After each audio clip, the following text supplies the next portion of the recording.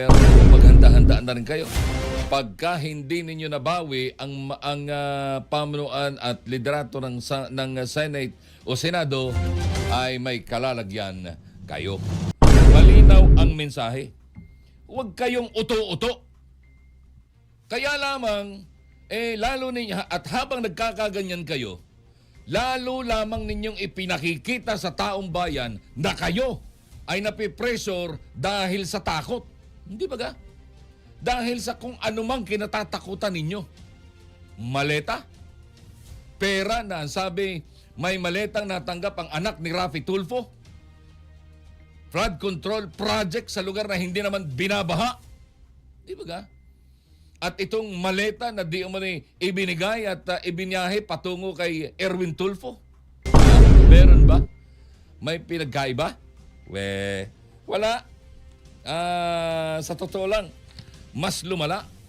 Oo, mas lumala sa panahon ngayon. Asang talo na lang, ganyan na lang ang bakbakan natin. Diba? Ay sino nakakaya? Ay sino ba sumira ng pangalan at dignidad ng Senado? Di ba si Ping Lacson?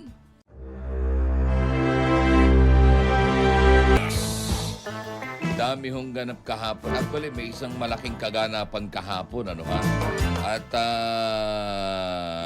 hanggang ngayon talagang, ewan ko ano ha? Ano bang pagkakaiba kung ano bang problema? Sumuko naman talaga si Jinggoy. Ano ha? Hindi ho kayo nahirapan na kunin siya. Ibig sabihin, siya po'y sumuko. Siya po ay voluntaryong sumuko. Ano ha? Sa inyo o sa mga otoridad. Kahapon ay nagtungo siya doon sa Sandigan Bayan para ho isumiti ang kanyang sarili dahil doon sa isinampang plunder case. Ito'y patunay na totoo na hindi niya iiwan ang sinasabi niyang independent majority bloc na ngayon ho ay unti-unting tinutunaw sa pamamagitan po ng paghahain ng iba't ibang mga kaso. Kaya ang mangyayari dyan, ay di, ano tawag dito? Yun hong majority ay mababawi nila at posible na mabawi din nila ang pamumuno o pamamahala ng Senado. Ano ha? Mula kay Senator Alan Peter Cayetano. That's what they want. And everybody knows why. Everybody is tawag dito, terrified. Hindi lang afraid, terrified for what may happen to them.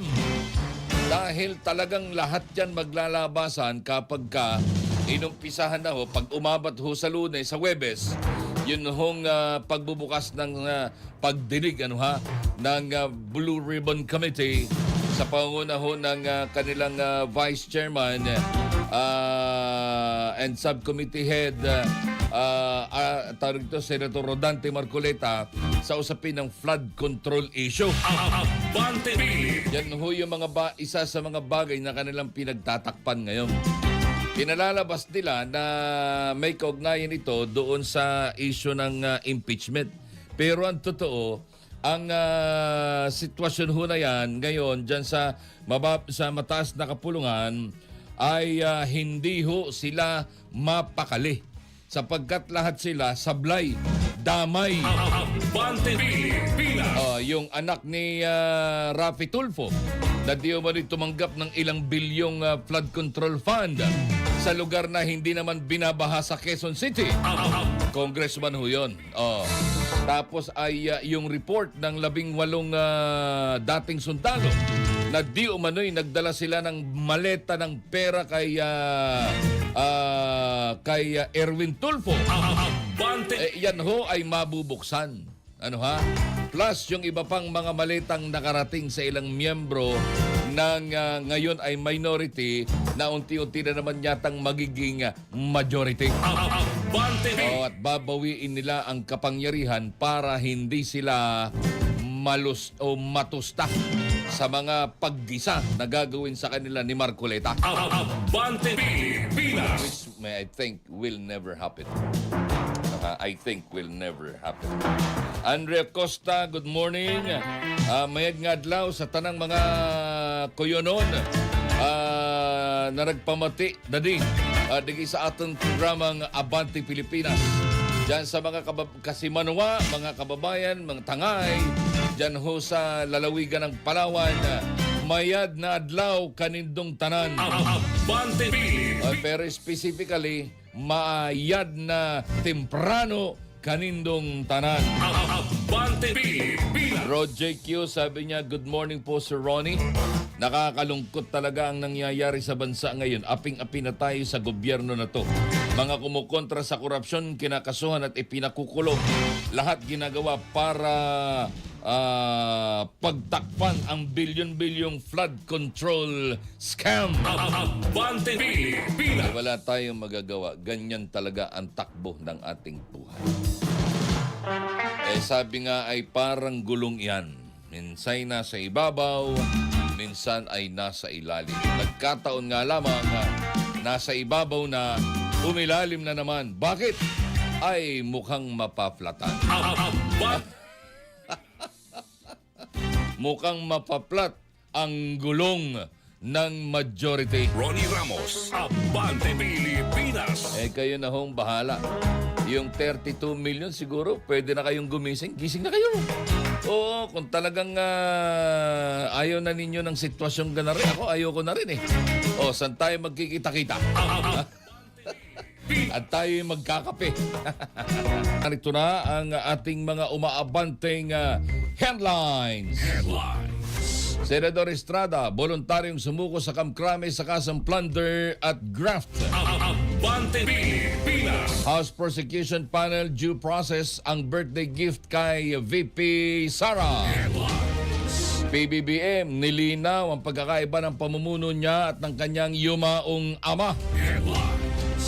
Representative Pulong Duterte, rumesbak sa bagong banat ni PBBM kontra kay VP Sara.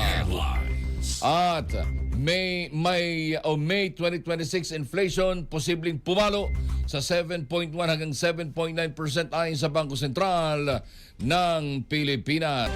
Voluntaryong sumuko sa mga otoridad si Senador Jingo Estrada matapos ilabas ang arrest warrant kaugnay ng kasong plunder na kinakaharap ng senador. Isinailalim sa Estrada sa standard booking procedure sa oras ng kanyang pagsuko kabilang ang dokumentasyon, fingerprinting at iba pang legal na proseso ng pag-aresto. Iniutos na din ni Senador Jingo Estrada sa Office of the Sergeant at Arms na pansamantalang itigil ang pagpapasahod dito. Kasunod dito, ilalagay isa sa kustodiya ng mga otoridad habang hinihintay ang mga susunod na hakbang ng hukuman. Sa mga darating na araw, inaasahang harap sa Estrada sa mga pagdinig kaugnay ng kanyang kaso sa Sandigan Bayan. Mananatili siyang nasa ilalim ng proseso ng korte habang tinutukoy ang susunod na mga petsa ng pagdinig at iba pang kaukulang aksyon ng batas. Abante Pilipinas. Maalala ko, sa Krami po siya sumuko. Sa Krami. Sa Krami po siya nagpunta at hindi sa Sandigan Bayan. Pero sa kasalukuyan ay nakakulong na daw ho siya sa Quezon City BGMP. Tama ba? O Quezon City Jail. Alin ba sa dalawa yung tamang termino doon? At doon ho siya muna habang gumugulong ang kaso laban sa kanya. Pero ang tanong nga ng marami, paano siyang kinasuhan ng plunder? Ano ang naging basehan ng kasong plunder? Gayong may mga dokumento na nagsasabing ala naman siyang ginawang insertion. Paano kang maniniwala? Imagine, ang mga nagsasalita ay yung mga totoong magnanakaw. Bakit? Ay si Bryce Hernandez, una, ay di kaya gumagastos ng bilyon para lamang magsugal sa kasino? Anong klaseng tao yan? Saan galing ang kanilang salapit? Isinuli yung kanyang mga sasakyan. At pagkatapos, di yan ay pag-amin na siya ay nagnakaw nga. Tapos ay magtuturo sa utos at kumpas ng kung sino man. Abante Pilipinas. Dahil ito, malayo pa, ay nakikinig-inita na nila ang posibleng mangyari. And what happened, ayun na nga, nabawi o nakuha ni Alan Cayetano ang pamumuno ng Senado bilang Senate President. At isa sa mga sumuporta doon ay si Jinggoy. Na malinaw na bahagi ito ng isang eka nga ay panggigipit. Panggigipit. Imagine, pwede naman palang mawalan siya ng kaso. Pero kailangan niyang lumipat sa minority para maging majority. Abante Yun ang hindi maganda raw. Pero marami hong nagbubunyi dahil sabi nga nila, at least, ay nanindigan itong si Jingo Estrada. Bakit ganun? Hindi naman natin itinatanggi yung mga nakaraang mga kaso nito hindi ba ga? Kaya lang, they were acquitted. Napawalang sala. Bakit? Sapagkat may mga proseso na nagsasabing ala naman silang kasalanan. Ngayon, ay ituloy ninyo ang kaso. Yung mga naunang kaso, pabuksan ninyo uli. Bakit hindi? Hindi ba ga? Kung talagang sa tingin ninyo may kasalanan, file the case. Pero sa sitwasyon ngayon, at marami pang susunod, sabi nga ni Rodante Marcoleta, unti-unti nilang tinutunaw ang kasalukuyang mayorya. Abante Pilipinas. Di ba? Sinong kasunod? Ang susunod dyan ay sa tingin ko, ang susunod dyan ay si Rodante Marcoleta. Bakit? Para hindi siya makaupo sa Webes. Abante Kasi pag nakaupo siya sa Webes, as head ng subcommittee na humahawak sa flood control issue sa Blue Ribbon Committee, marami ang magugulantang, marami ang maglalabasan. Abante Yon ang matindirian. Itinuturing ng House Committee o ng House Prosecution Panel na birthday gift kay Vice President Sara Duterte ang pagbibigay ng buong due process sa kanyang impeachment case. Ang Kikabataan Party List Representative Rene Co, spokesperson ng Prosecution Panel, ang pinakamahalaga may bibigay sa Vice Presidente ang pagkakataong sagutin ang mga akusasyon laban sa kanya sa harap ng Senate Impeachment Court. Kiit ng mambabatas, bahagi ito ng konstitusyonal na proseso kung saan binibigyan si VP Sara ng sapat na pagkakataon na ilahad ang kanyang panig at depensa sa mga paratang. Umaasa rin ang panel na gagamitin ng Vice Presidente ang pagkakataong ito upang direktang tugunan ng mga aligasyon habang patuloy ang paghahanda para sa nalalapit na paglilitis sa Senado. Abante Pilipinas. Kaya naman. Dyan talaga ang punta niyan, pero maghanda-handa na rin kayo. Pagka hindi ninyo nabawi ang pamunuan at liderato ng Senate o Senado, ay may kalalagyan kayo. May kalalagyan kayo. 5:23. Maasaw si House Lead Prosecutor at Batangas 2nd District Representative Jervy Luistro na hindi na babaguhin ang mga petsa ng impeachment trial laban kay Vice President Sara Duterte. Sa isang press conference, giniit ni Congresswoman Luistro na dapat hindi na maipaglaban pa ang pagsisimula ng proseso at nananatiling nakahanda ang kampong prosekusyon para sa mga susunod na hakbang. Ayon pa sa kanya, may mga lumulutang na petsa para sa pre-trial kabilang ang naunang naiulat na June 15, ngunit wala pa rin formal na abiso mula sa Senado. Samantala, batay sa mga unofficial na impormasyon na lumalabas ngayong araw, tumutugma umano ang July 15 pre-trial date sa naunang mga ulat habang patuloy ang paghihintay sa opisyal na kumpirmasyon. Abante Pilipinas. Kayo naman, nagpapatawa naman kayo. Parang hindi ninyo alam ang mangyayari. Imagine, lumabas na kagad yung di umano'y pecha para sa pre-trial kabilang yung naunang naiulat na June 15. Kung magbabago yan, walang iba magbabago ng mga pecha na yan, kundi kayo. Bakit ganun yun? Sapagkat wala nang halos majority. Di ba ga? Ilan ang nawala? Si Bato, ayan. Si Jinggoy, nakakulong, hindi makakaboto. Si Bato, hindi makakaboto. So ilan na? 11 na lang. Paano ngayon yan? Mukhang kakasuhan din si Chis Escudero. Kaya dahil siyempre hindi naman sila papayag na magbuhay preso, mukhang babaliktad si Chis Escudero at lilipat doon sa minority. Kaya nga ang panawagan nitong si Senate President Alan Peter Cayetano sa minority bloc, makiisa sa kolektibong paninindigan para sa kalayan at integridad ng Senado. Sa gitna ho nitong mga tensyon na ito, kaugnay ng liderato at kapulungan ng panggigipit mula naman ho sa labas. sabi ni Cayetano, ang naturang pahayag ay ang sinabi na ito ni Cayetano ay lumabas noong ini-issue ng Sandigan Bayan 5th Division kay Senador Jingo Estrada yung warrant of arrest. Yung warrant of arrest. Nauna nang nanindigan na kalokohan ang kasong isinampa laban sa kanya dahil mismong ang Senate Legislative Budget nga ang nagsabi na wala itong insertion sa 2025 budget gayon din sa resulta ng Senate Blue Ribbon Committee. Pero may umiingay, hindi ba ga? May umiingay na ang merong insertion dyan ay itong si Risa Ontiveros. Di umano. Hindi ba ga? So yan yun. Meron hong mga katibayan. Kaya yun hong insertion na ito na sinasabi doon sa 2025 Senate Blue Ribbon Committee investigation ni Ping Lacson ay wala nga. Si Senator nanindigang walang anumang ebidensya na nag-uugnay sa kanya sa flood control. Si Ping Lacson pa mismo nagsabi, hindi ba ga?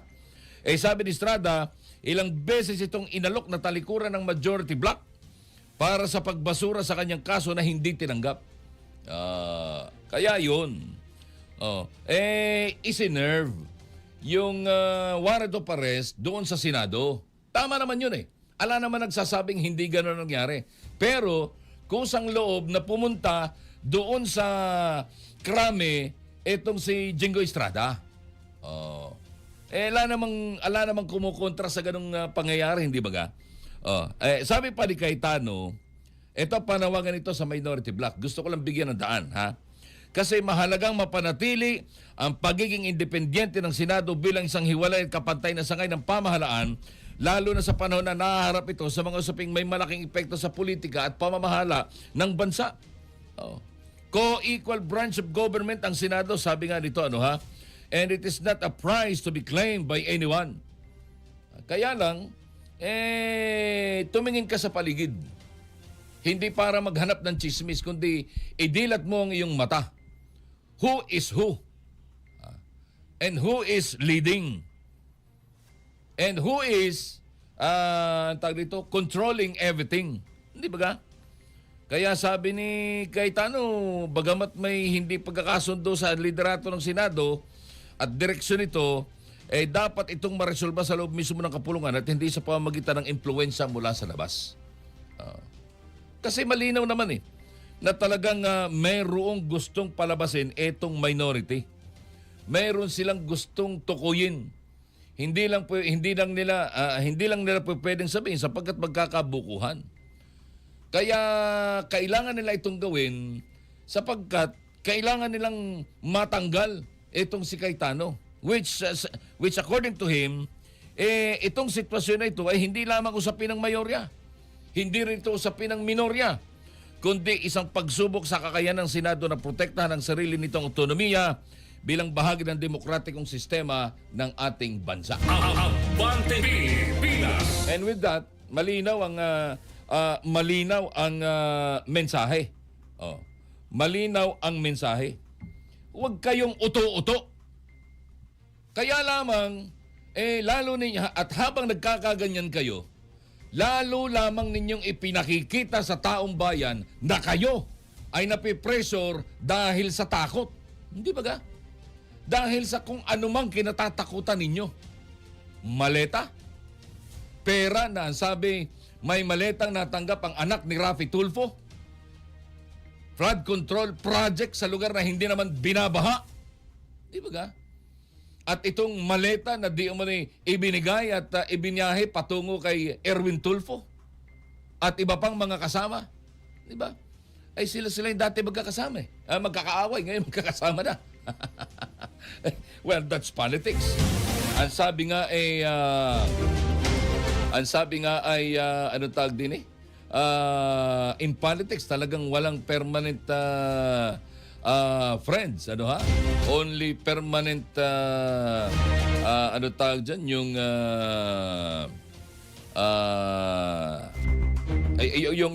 kung ano man yung intention. Hindi ba ga? So, well, ano man yan, makikita at makikita.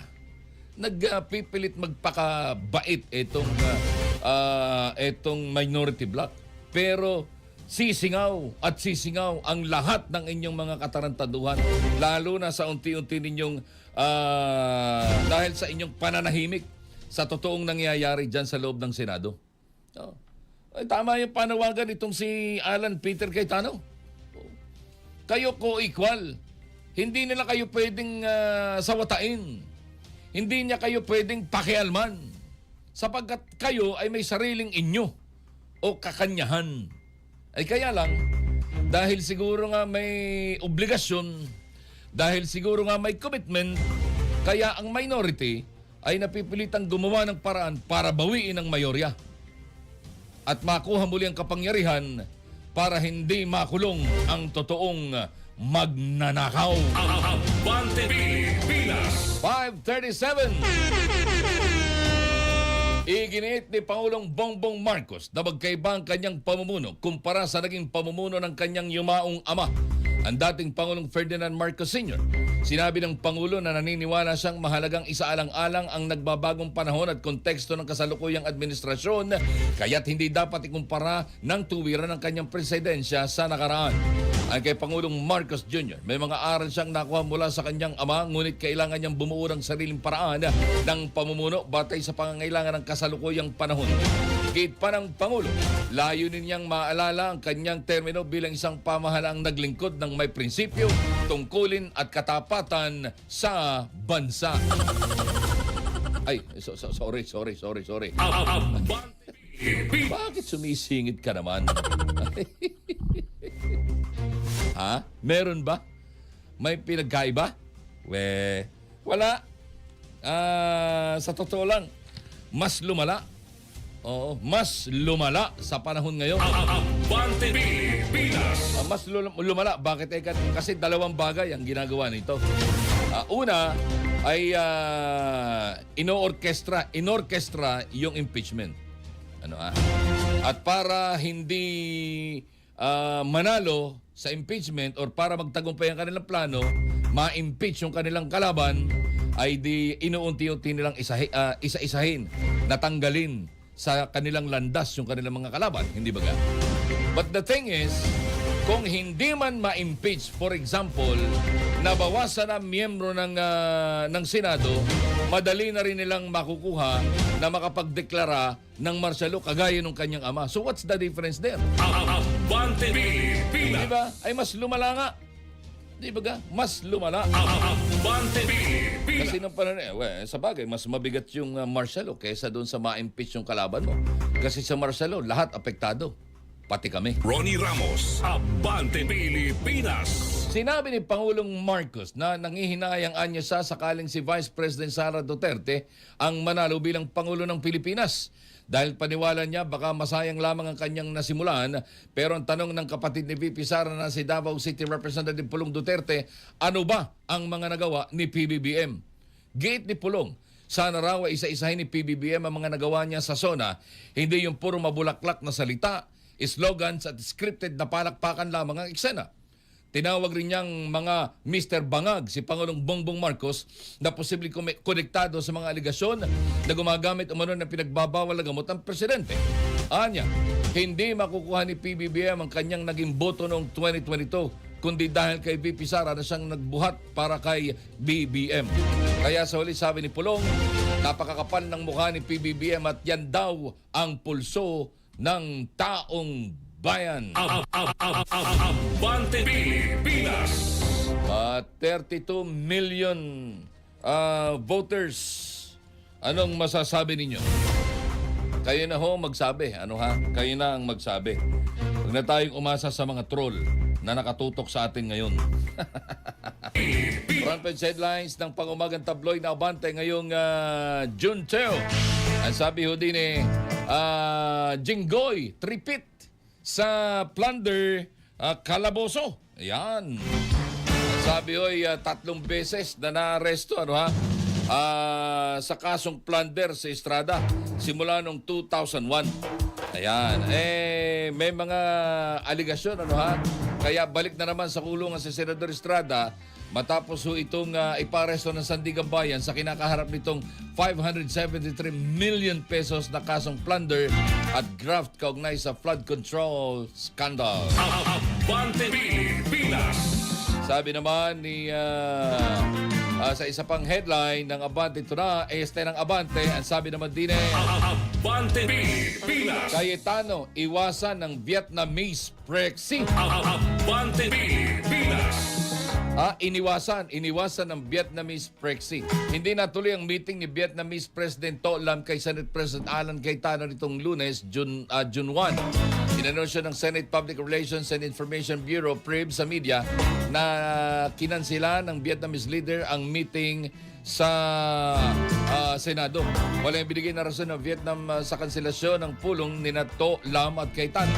Dumating si To Lam nung linggo at nitong Lunes ay nagtungo sa Malacanang para makausap si PBBM. Abante Pilipinas. Anong dahilan?